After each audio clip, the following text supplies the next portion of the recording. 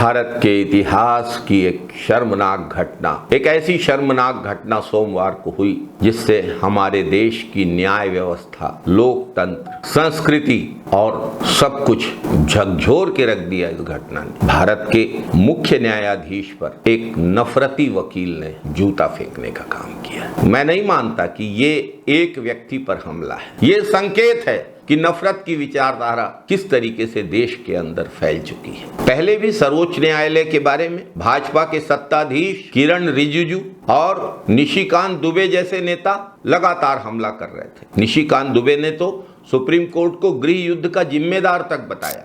कल्याण बनर्जी का बयान है, उन्होंने कहा आप इस्तीफा दे दीजिए, आप गलत बात करते हैं।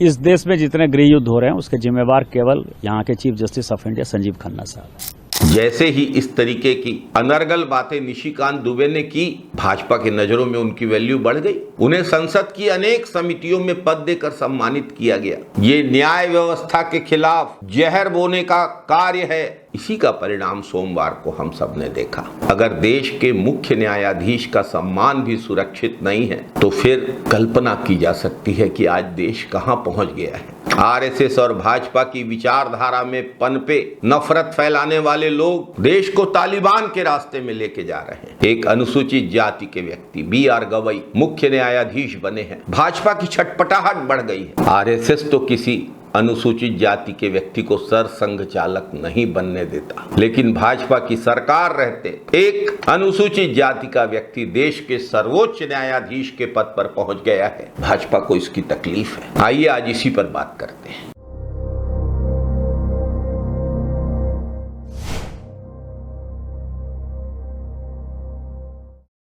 नमस्कार साथियों, एक खंडित प्रतिमा की स्थापना को लेकर एक व्यक्ति ने याचिका दायर की, जिसे जस्टिस गवई ने खारिज कर दिया। वैसे भी भारत में और हिंदू धर्म में खंडित प्रतिमा की कभी पूजा नहीं होती है। एक खंडित प्रतिमा की स्थापना और उसकी पूजा की मांग को लेकर याचिका दायर करने वाले को क्या इस बात की जानकारी नहीं थी? जो सनातन की बात करके देश के सर्वोच्च न्यायाधीश पर जूता फेंक रहा है, उसे सनातन धर्म की इस बात की जानकारी नहीं थी क्या?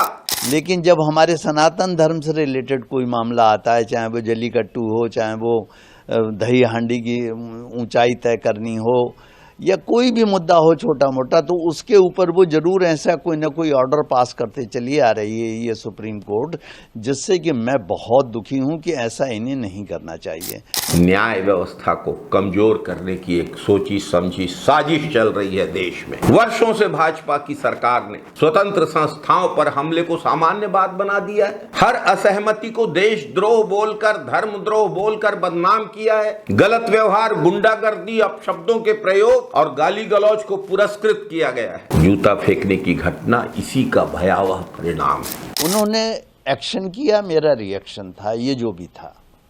तो आप इसके लिए जैसे लेना चाहें लीजिए। आई एम फ्री टू से दिस थिंग कि मैं फियरफुल नहीं हूं किसी चीज के लिए, ना मुझे कोई इस बात का अफसोस है कि क्या हुआ क्या नहीं हुआ। धीरे धीरे देश में नफरत की विचारधारा फैलाई जा रही है और अब ये काम बहुत तेजी से होने लगा है। हम सब की जवाबदारी है कि महात्मा गांधी की शिक्षा पर चलने वाले इस देश को हम सब आरएसएस की नफरत की आग से बचाएं। बाबा साहब अम्बेडकर द्वारा रचे गए संविधान को हम लोग नफरत की आग से बचाएं। हमारे स्वतंत्रता संग्राम सेनानियों द्वारा, त्याग के द्वारा, बलिदान के द्वारा, तपस्या के द्वारा प्राप्त की गई आजादी और लोकतंत्र को हम लोग नफरत की इस आग से बचाएं। जय संविधान, जय लोकतंत्र, जय हिंद साथियों, वंदे मातरम साथियों।